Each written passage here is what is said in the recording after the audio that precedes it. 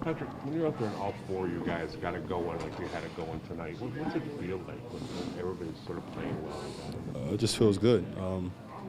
Knowing that Coach Joe's doing a great job running the second unit, finding Biz down low, finishing around the rims. He's hitting free throws, myself spacing the floor. T. Ross is consistently hitting down his threes and coming off pin downs with confidence. And we're all just rolling, getting stops on the defensive end, finishing plays of rebound and pushing in transition and scoring on the opposite side of the ball. So it just feels good. You know, everyone's on the same page, everyone's focused, and just having fun. Would that be as thorough a game as that group has played, do you think? I want to say, yeah. T. Ross, I think, was phenomenal behind the arc tonight and also playing defense. Biz rebounding like a machine as always and finishing around the rim. Kojo being a general, leading us out there on the court and getting layups, attacking the rim. Myself, you know, hitting some threes, moving the ball on the offensive side and, you know, getting a couple stops on defensive end. And all of us just communicating on the defensive side. And I think tonight was probably one of our best games collectively as a second unit. The rotation was sort of in flux early in the year just because of all the injuries. Now with Damari out for such an extended period of time, are you sort of starting to everyone get settled into roles, into the rotation that Coach has in place? Yeah, right now you pretty much know the rotation. You're always going to have either DeMar or Kyle on the floor at all times.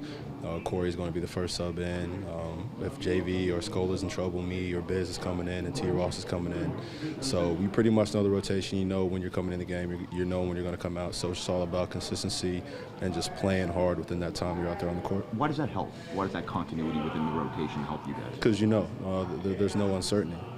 So you know when you're coming in, you know when you're coming out, so you know how much effort you can give. You know where your shots are going to come. You know the focus that you have to have. Rather than if there's uncertainty, it's a lack of energy, a lack of confidence. You tend to get frustrated. So now that you know when you're coming in, when you're coming out, who you're going to be in the game with, everyone's just more comfortable out there.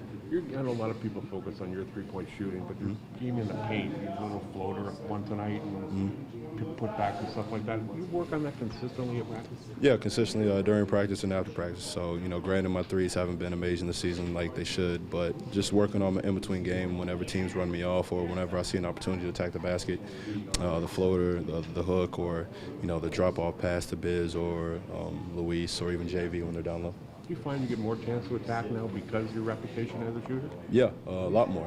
You know, my first 2 seasons here, teams weren't aware of my three-point shooting. You know, I just started, you know, getting comfortable with it and being consistent with it. And now that teams are aware of it, you know, they're constantly running me off. Teams aren't allowing me open looks like they used to anymore. So just working on the in-between game, working on other ways to score.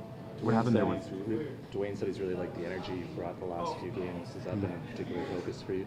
I never want to let my offense dictate the way I play on the defensive side. So just trying to stay consistent with that, giving more energy out there, having a better focus, being more in tune with what's going out there and just communicating. So just talking to the coaching staff, talking to my teammates, working on it in practice, watching a lot of film, and just having that translate over to the game. what happened there with Crawford? Just emotions flying, the heat of the moment, and we just let it get the best of us. So it's just an intense, physical, emotional basketball game, and it was just a heat of the moment play, and we both just, you know, lost our minds. Do the Clippers get under players' skin more than other teams, or it just seems like that? I mean, everyone gets under your skin, you know, but there's those teams that, you know, tend to be a little bit more physical and push and shove, have a more cockiness or attitude, you know, per se. And, you know, Clippers is one of them. You know, granted, they have phenomenal players that they have, you know, an all-star caliber team. And, you know, they're physical, you know, they're showboat and dunking all over the place with DeAndre Jordan. So they're one of those teams that you know, you want to rise to the occasion and play tough and physical with. Thanks.